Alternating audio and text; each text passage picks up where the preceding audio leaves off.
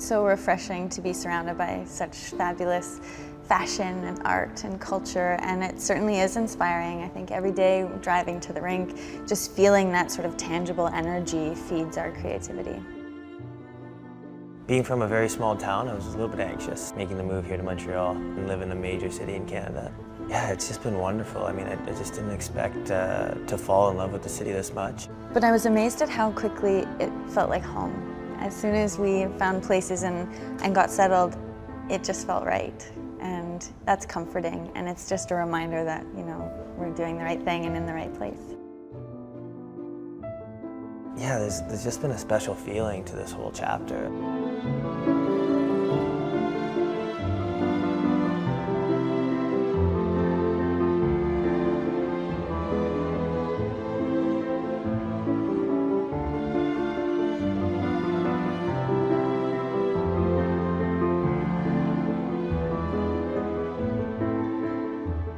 I mean, the reason we moved was for Patrice and Marie-France. Patrick and Marie really bring that inspiration every day. So the arm goes here to him. Can both of you keep your hips closer, like your leg shoots out that way? We're so amazed by what they've created here in Montreal. The school is unparalleled. It's become kind of this mecca for ice dance, and it's a real privilege every day to go in and learn from the best of the best.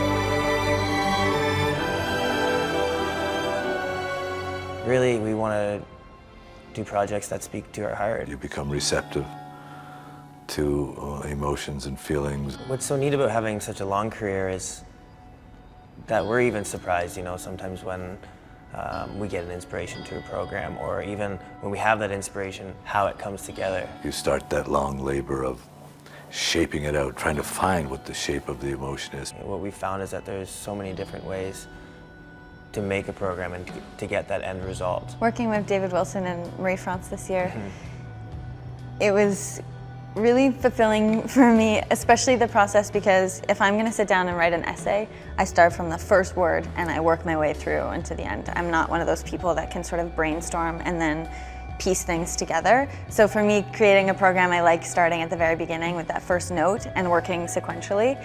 And they did that, and I think maybe it's the first time in our whole career that we've had that kind of a method in the creative process, and I loved that. Every step went to music, and that really spoke to us and made it easy as athletes and artists to be creative within the movement that they're giving us.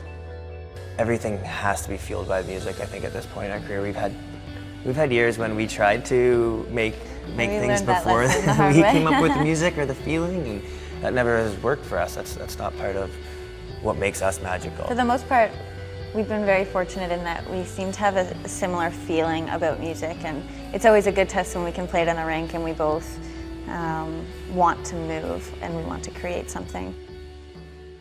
Stepping on the ice is an incredible feeling when we know we have this wonderful support network. We're really hoping to create a brand new team and hope to work with the B210 organization. And their gym is right in between the rink and now where our condos are, so it was kind of magical. This team of 10-15 people is concentrating on how we can be better athletes, from our mental preparation to our Pilates, to strength and conditioning, to osteopaths. It just seems to have brought our training to another level. This year we've had the pleasure of working with Matthew Caron of Feelings. It was a good chance for us to sort of create a new relationship with a costume designer and have a new look, a new package. He had a clear vision but was so open to our ideas and feelings, and I really pushed for the unitard for our Prince piece because it's just what I envisioned myself in, and thanks to Patrice I actually got it. Yeah, you had a little bit of friction there, but it was the right call.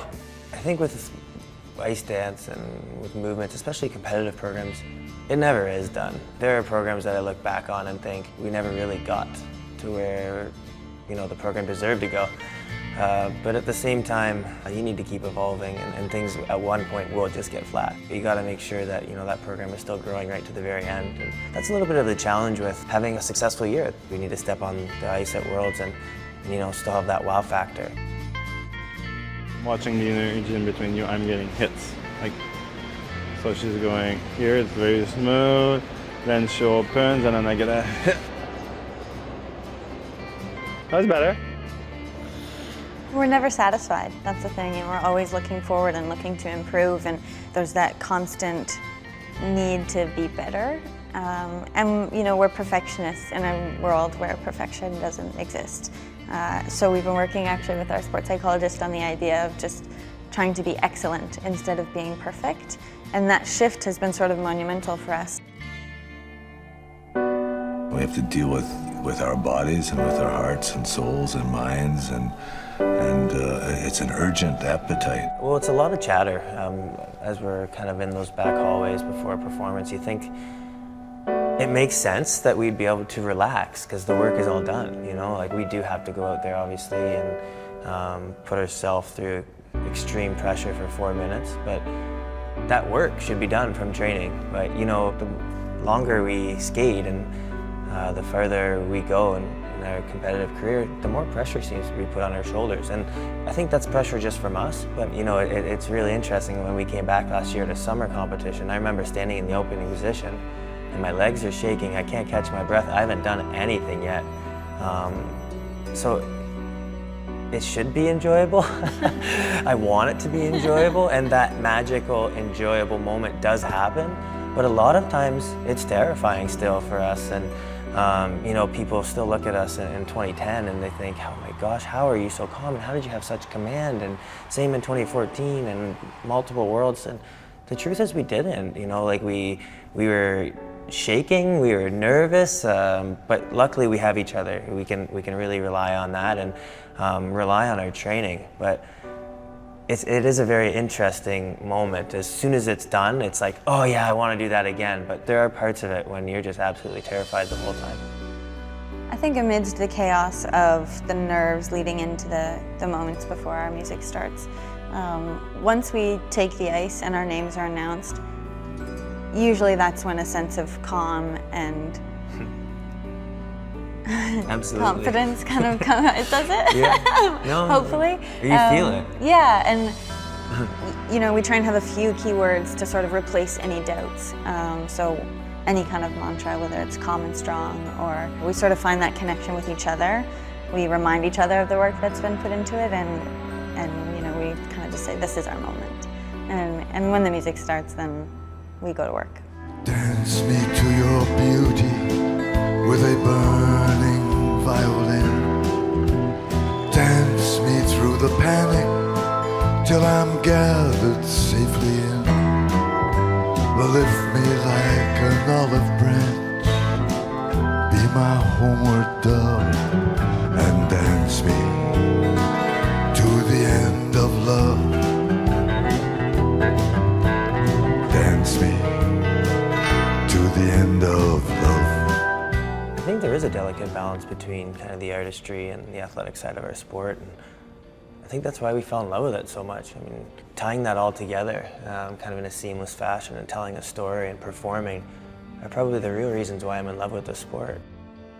I think in what we do, being one half of a team, I'm also inspired by how people interact in relationships, and I'm, always questioning, people's attraction to one another, and just kind of watching that develop in real life and getting to embody that on the ice is a real challenge, and it's a real treat, because we have the privilege of playing characters and showcasing different kinds of storylines. It's interesting as the season progresses too. There are phases where we'll focus, primarily on the technical side of things, and then we'll make a shift and focus on the artistry. And it's at this point in our season, heading into the World Championships, when hopefully, there's a marriage between the two sides, and we find that delicate balance where, we're feeding our creative souls and we're showcasing the art that we intended to create, but we're also appeasing the technical side of the sport. And I think it's the best place to be in with these programs, and we've loved these vehicles for us this season. And it's kind of that balance between art and athleticism that we've really found our renewed passion for. What inspires me most is making people feel something, you know, like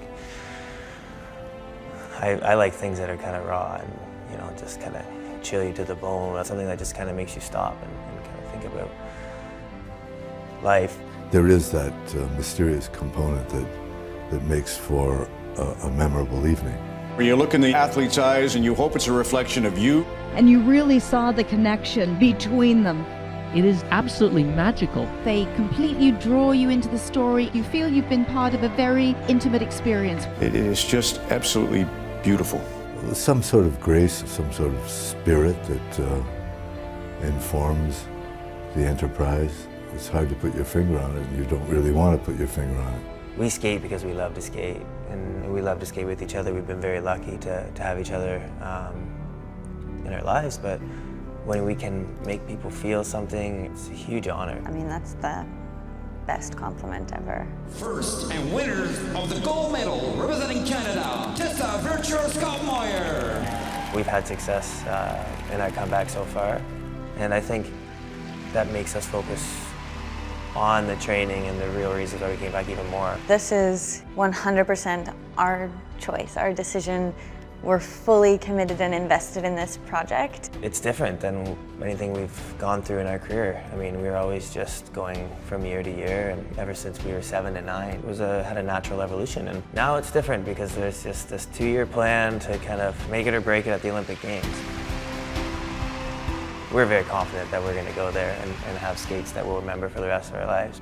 Of course, there are days when, you know, we're sort of dragging our feet into the rink, and of course it's challenging and it's hard, and yet even those feelings, the stress and the pressure and the nerves, those are the things that we missed. So we're in a really unique position where we can sort of remind each other, you know, this is why we came back, you know, the good and the bad.